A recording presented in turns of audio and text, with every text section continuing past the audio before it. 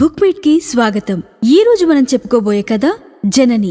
ఈ కథని రచించిన వారు గంటి ఉషాబాల. ఈ కథ ఈనాడు ఆదివారం జూన్ 28, 2026 సంచిక నుంచి తీసుకోబడింది. ఇక కథలోకి వెళ్తే, ఆ రోజు వినయ వాళ్ళింట్లో బారసాల ఫంక్షన్కి వెళ్లి వచ్చినప్పటి నుంచి జనని అదోలా ఉండడం గమనించాను. తన అంతరంగం నాకు అర్థమైంది. ఇదివరకు కూడా ఈ విషయం మీద దానితో మాట్లాడాను.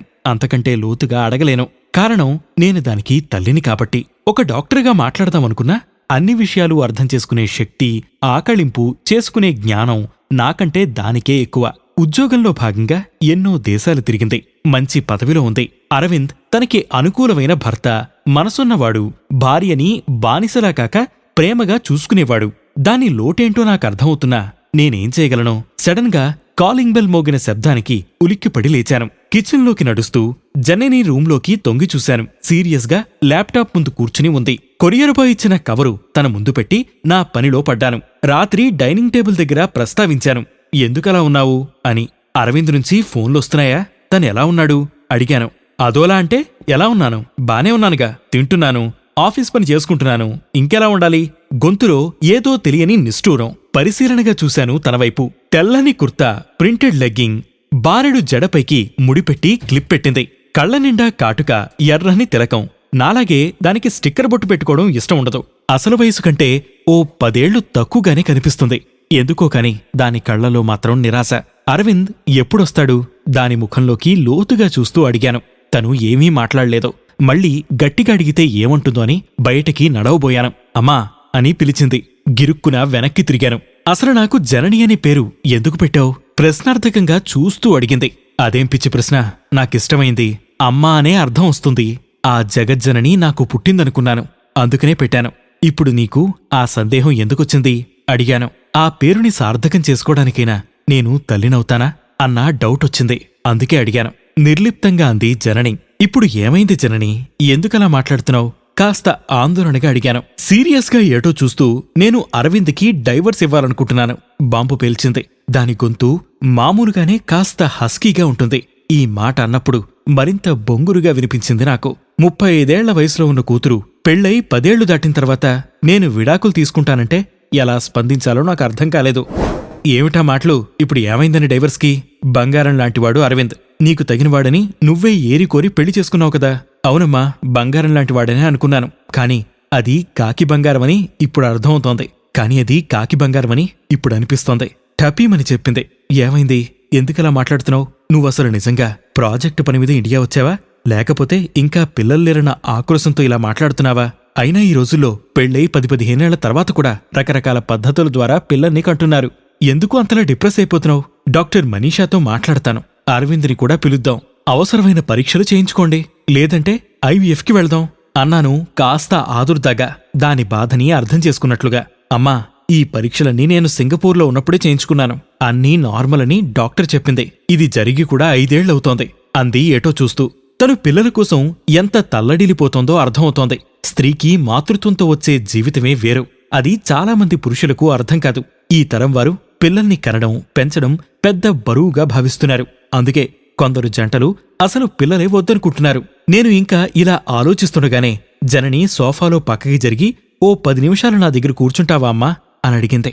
అంతకంటే నా తల్లి, నీ మనసులోని బాధేంటో నాకు చెప్పమ్మా, నేను చేయగలిగింది చేస్తాను అన్నాను. అమ్మా, నేను నిన్ను మోసం చేశానని అనుకోకపోతే నీతో ఒక మాట చెప్పాలి. అప్పటికే ఆల్చిప్పల్లాంటి దాని కంట్లో నుంచి దూకడానికి సిద్ధంగా ఉన్న 2 జలపాతాలు. ఏమైంది జనని?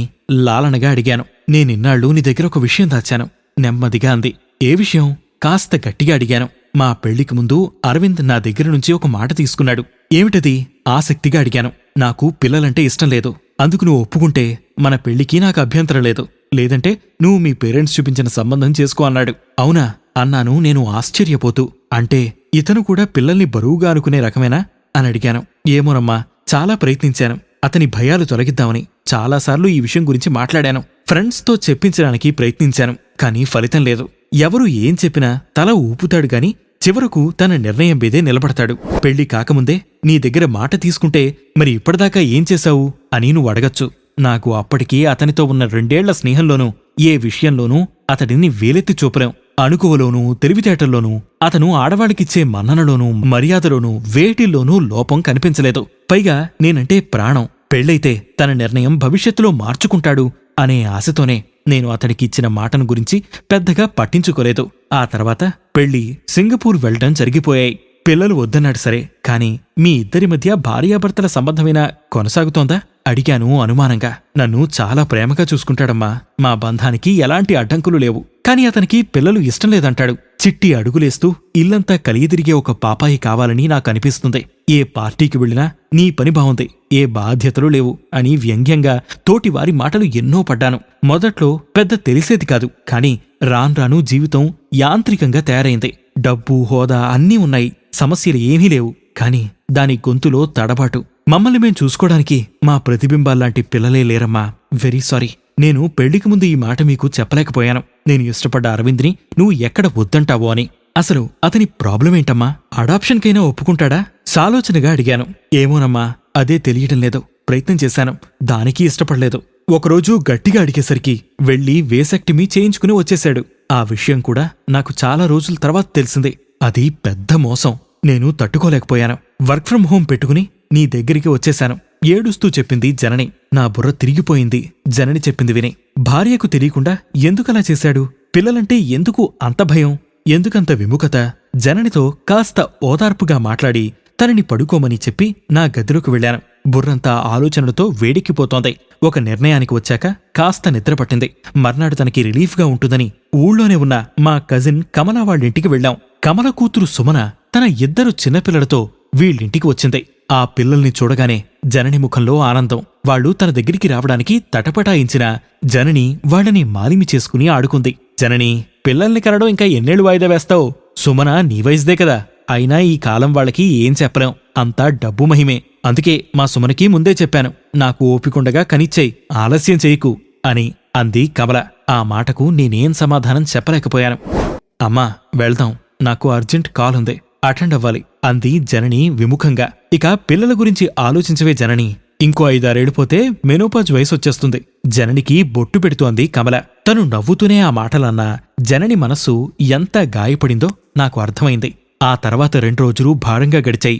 మర్నాడు ఉదయం కాలింగ్ బెల్ మోగితే ఆత్రంగా వెళ్లి తలుపు తీశాను. ఎదురుగా అరవింద్. బాగున్నారా అత్తయ్య అంటూ వంగి నా కాళ్లకు నమస్కరించాడు. ఎప్పటిలాగే ఎంత కోపం ఉన్నా ముఖం మీద ప్రదర్శించడం నాకు చేతకాని పని. నేను అంతే మామూలుగా అతని క్షేమ సమాచారాలు అడిగి కాఫీ కప్పు అందించాను.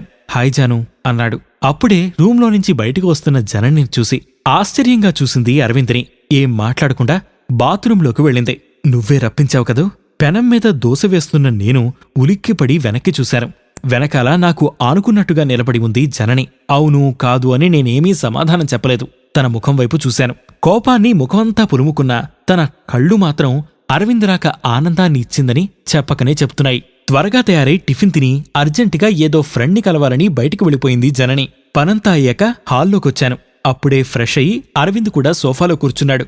ఆ మాట ఈ మాట తర్వాత ఏమిటి అర్జెంటుగా రమ్మని ఫోన్ చేశారు అడిగాడు అరవింద్. అరవింద్ని నేనెప్పుడూ అల్లుడిగా అనుకోలేదు, అతి మర్యాదలు చేయలేదు. నా కొడుకుగానే ఫీలయ్యేదాన్ని. చాలా విషయాలు ఎంతో విశ్లేషణాత్మకంగా చర్చించుకునేవాళ్లం. తను మాట్లాడే తీరు, సమాజం పట్ల బాధ్యతాయుత ప్రవర్తన, స్త్రీలకిచ్చే గౌరవం, ఇవన్నీ నాకు నా కూతురి కంటే అల్లుణ్ణే దగ్గర చేశాయి. నిజం చెప్పాలంటే ఫోన్లో కూడా జననితో కంటే అరవింద్తోనే ఎక్కువసేపు మాట్లాడేదాన్ని. జనని ఎప్పుడు అనేది నీకు కూతురు కంటే అల్లుడే ఎక్కువని. కానీ మొదటిసారి ఈ విషయం మాట్లాడడానికి మాత్రం కాస్త తటపటాయించాల్సొస్తోంది. అత్తయ్య ఏదైనా మాట్లాడాలనుకుంటున్నారా మృదువుగా అడిగాడు అరవింద్. వెంటనే నా సైకాలజీ బుర్ర పనిచేసింది. నేను అంతే మృదువుగా జనని మనోభావాలు అతని ముందు ఉంచాను. అతను ఈ విషయం కోసమే తనని పిలిచి ఉంటారని ముందే ఊహించి ఉంటాడు, లేదా తన నిర్ణయం వెనక ఉన్న కారణాన్ని ఎప్పటికైనా చెప్పక తప్పదని సిద్ధపడైనా ఉండాలి. కొన్ని సెకండ్ల మౌనం తర్వాత నేను ఈ విషయం పెళ్లికి ముందే జననితో చెప్పి తను ఒప్పుకున్నాకే పెళ్లి చేసుకున్నాను కదా, తను ఎన్నాళ్ళూ మీకు చెప్పలేదా? అతను అడిగే తీరులో ఎలాంటి భయమూ కనిపించలేదు. ఆశ అరవింద్, ఆశ. ఎప్పటికైనా నీ నిర్ణయాన్ని వెనక్కి తీసుకోపోతావా అన్న ఆశ. కానీ తన ఆశ అడియాసని తేలిపోయింది. ఈ బంధం మీద దానికి నమ్మకం పోయింది. అది అంత మంచి పరిణామం కాదు బాబూ. ఇప్పటి తరంలో పెళ్లి, పిల్లల పట్ల, దాంపత్యం పట్ల వస్తున్న విపరీత ధోరణుల వల్ల మన వివాహ వ్యవస్థ విచ్ఛిన్నమైపోతోంది. ముందు ముందు ఏమవుతుందో అన్న భయం పట్టుకుంది. నా గొంతు నాకు తెలియకుండానే ఒక సైకాలజిస్ట్గా కాక జనని తల్లిగా మారిపోయింది. కళ్ళు నీటి చెమ్మలయ్యాయి. ప్రకృతిలో సహజంగానే కాకి, పిచ్చుక వంటివి కూడా గుడ్లు పొదిగి ముద్దుగా పిల్లల్ని పెంచుకుంటాయి. పశుపక్షాదులు సైతం మాతృత్వపు మధురిమలని చూపించడం మనం చూస్తూనే ఉంటాం. అటువంటిది ఒక స్త్రీకి ఉన్న మాతృత్వపు హక్కుని నిర్దాక్షిణ్యంగా కాలరాసే హక్కు తాళి కట్టినంత మాత్రాన భర్తకు ఎవరిచ్చారు? నా గొంతులో ప్రతిఫలిస్తున్న కోపాన్ని గమనించి నేను కాస్త తమాయించుకున్నాను. కన్నీళ్లను పవిడి చెగ్గుతో ఒత్తుకున్నాను. నా ప్రశ్నలకి అరవింద్ ముఖం మ్లానైంది. పక్కనే ఉన్న బాటిలెత్తి నీళ్లు గడగడా తాగాడు. ఇక తప్పదన్నట్టు నోరు విప్పి మాట్లాడడం మొదలుపెట్టాడు. నాకు స్త్రీలంటే అమితమైన గౌరవం. వాళ్లు సున్నితమైన పువ్వులు వంటివారని నా అభిప్రాయం. నన్ను అమితంగా ప్రేమించే నా భార్య నాకిచ్చిన మాటను నిలబెట్టుకుంటుందని అనుకున్నాను. కాని స్త్రీకి మాతృత్వాన్ని మించి ఏదీ ఎక్కువ కాదని ఇప్పుడు అర్థమవుతోంది. నాకు అమ్మా నాన్న లేరని మీకు తెలుసు కదా. మా అమ్మ నాకు 9 ఏళ్లున్నప్పుడు కడుపులో ఉన్న తమ్ముడితో పాటు చనిపోయింది. నేనొక్కడినే ఆడుకోకర్లేదని, నాకు బుజ్జి తమ్ముణ్ణి సాయంగా ఇస్తానని ఊరించేది. అమ్మ డెలివరీ కోసం పుట్టింటికి వెళ్లలేకపోయింది. అలాగే అమ్మకి సాయంగానూ ఎవ్వరూ రాలేదు. ఈలోపు నాన్నకు ఉద్యోగరీత్యా ట్రాన్స్ఫర్ అయింది. ఊరు మారిన 4 రోజులకే అమ్మకి నొప్పులు మొదలయ్యాయి. నాన్న దగ్గర్లోని హాస్పిటల్లో చేర్చారు. చుట్టుపక్కల ఎవ్వరూ తెలియకపోవడంతో నేను నాన్నతో పాటు వెళ్లాను. నాన్న మందుల కోసం పక్క టౌన్కి వెళ్లారు. అమ్మ లేబర్ రూంలో ఉంది. నేను బయట బెంచీ మీద కూర్చున్నాను. ఆ వయసులో నా చిన్న బుర్రలో ఎన్నో సందేహాలు, భయాలు. అమ్మ గట్టిగా అరుస్తోంది. బయట కూర్చున్న నాకు ఏడుపొస్తోంది. అది రాత్రి కావడంతో ఆసుపత్రిలో పెద్దగా జనాలు లేరు. అమ్మ కేకలు అంతకంతకు ఎక్కువ అవసాగాయి. నాన్న ఇంకా రాలేదు. బయట ఒంటరిగా నేను. అమ్మ ఎందుకు అంతలా అరుస్తోంది? ఎవరైనా కొడుతున్నారా అనుకున్నాను.